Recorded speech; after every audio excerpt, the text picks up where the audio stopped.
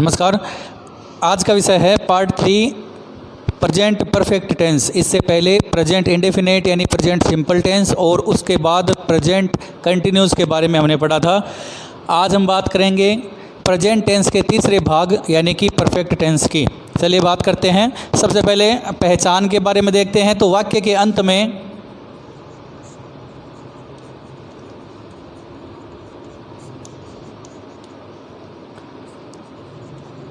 चुका है,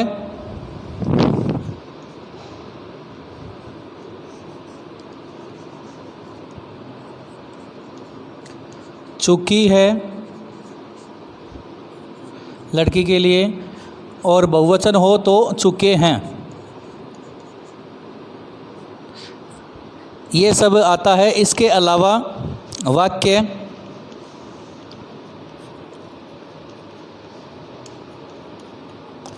के अंत में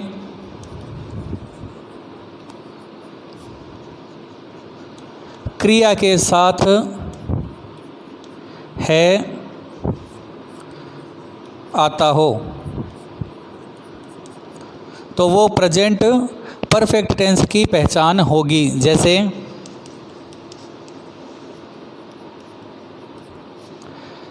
रमेश जा चुका है, इसी तरह से मीनाक्षी जा चुकी है, या हम जा चुके हैं, या वे जा चुके हैं। इनके अंत में चुका है, चुकी है और चुके हैं, ये इनकी पहचान है परफेक्ट टेंस की। इसके अलावा यदि वाक्य में ऐसा लिखा हो कि रमेश गया है, यानी कि क्रिया के साथ है यदि आता हो, रमेश ने खाना खाया है, रमेश अभी सोया है, ये भी प्रेजेंट परफेक्ट टेंस में ही आएगा, याद रखें। इसलिए पहचान है वाक्य के अंत में यदि चुका है, चुकी है और चुके हैं तो वह प्रेजेंट इंडेफिनिट की पहचान है। और साथ में वाक्य के अंत में क्रिया के साथ यदि है आता हो तो भी वो प्रेजेंट परफेक्ट की पहचान है। जैसे गया है, उसने गाना गाया है, पढ़ाया है, खाया है, पिया है, सोया है इत्यादि। चलिए बात करते हैं इनके 3 प्रकार, यानी कि पॉजिटिव सेंटेंस, नेगेटिव सेंटेंस और इंट्रोगेटिव सेंटेंस, यानी कि सकारात्मक वाक्य, नकारात्मक वाक्य और प्रश्नवाचक वाक्यों के।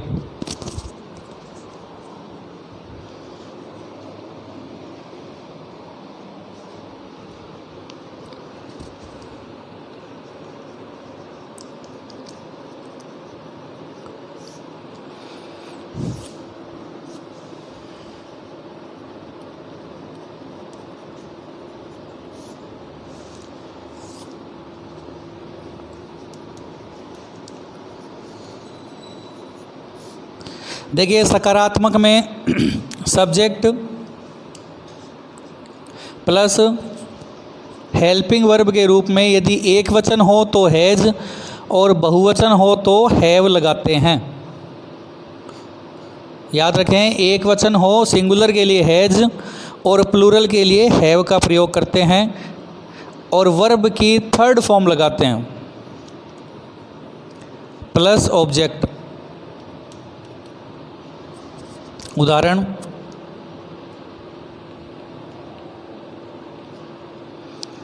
जैसे अभी लिखा था रमेश जा चुका है, तो रमेश एक वचन है इसलिए हैज, और गो यानी कि जाने की फॉर्म थर्ड फॉर्म तो गो, वेंट और गॉन, तो रमेश हैज गॉन। यदि इसमें हम वाक्य जोड़ें जैसे कि रमेश स्कूल जा चुका है, रमेश बाज़ार जा चुका है, रमेश कहीं मंदिर जा चुका है, तो उसके आगे ऑब्जेक्ट लिखा जाएगा। जैसे यदि इसी वाक्य में होता है कि रमेश मंदिर जा चुका है तो लिखेंगे Ramesh has gone to temple. इसी के अलावा यदि ऐसा हो कि रमेश बाज़ार जा चुका है तो Ramesh has gone to market. इसी तरह से विद्यालय हो तो Ramesh has gone to school. बात करते हैं इसके बहुवचन यानी कि प्लूरल सेंटेंस की।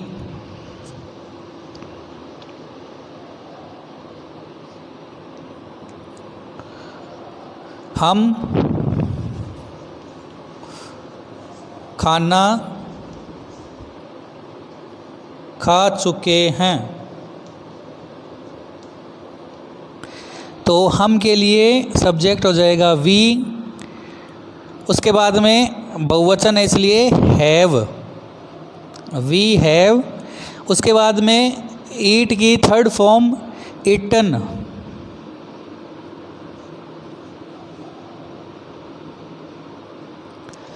और खाना है इसलिए फूड।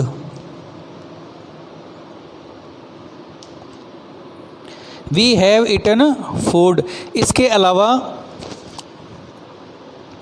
यदि कुछ और ऑब्जेक्ट हो, जैसे कि हम आम खा चुके हैं तो वी हैव ईटन मैंगो। यदि कुछ और हो तो उसके साथ वैसा शब्द या ऑब्जेक्ट है वो जोड़ सकते हैं।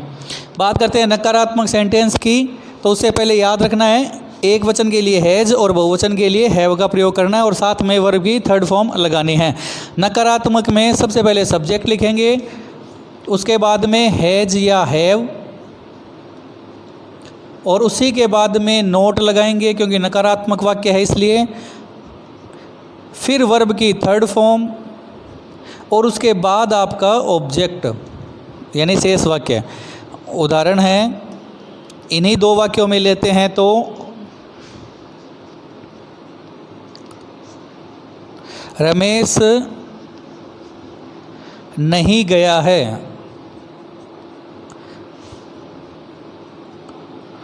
रमेश एक वचन है इसलिए has note gone. Ramesh has not gone, Ramesh नहीं गया है या रमेश नहीं जा चुका है।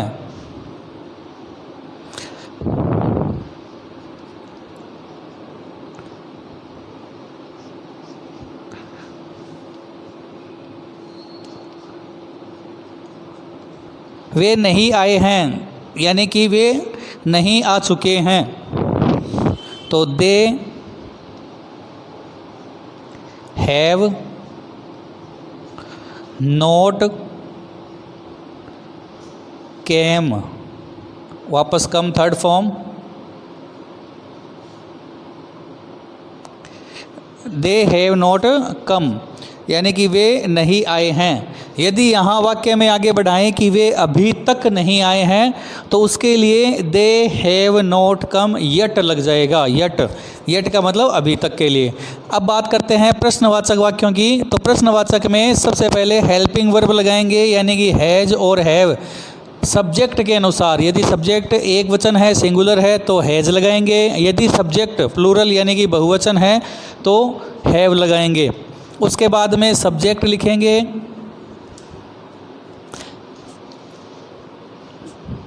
उसके बाद में वर्ब की थर्ड फॉर्म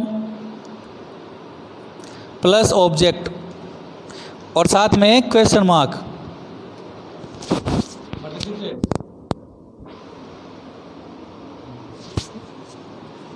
उदाहरण है,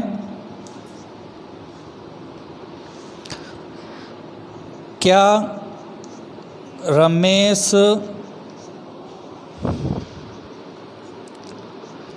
जा चुका है। तो रमेश एक वचन है इसलिए हेल्पिंग वर्ब में लगेगा हैज।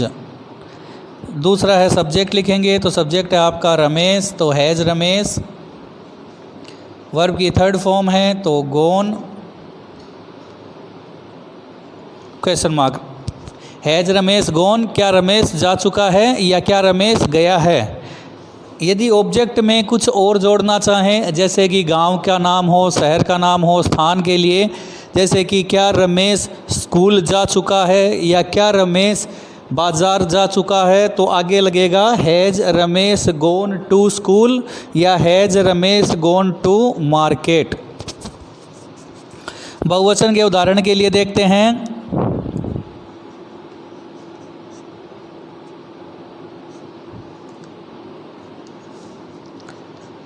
क्या वे खेल चुके हैं।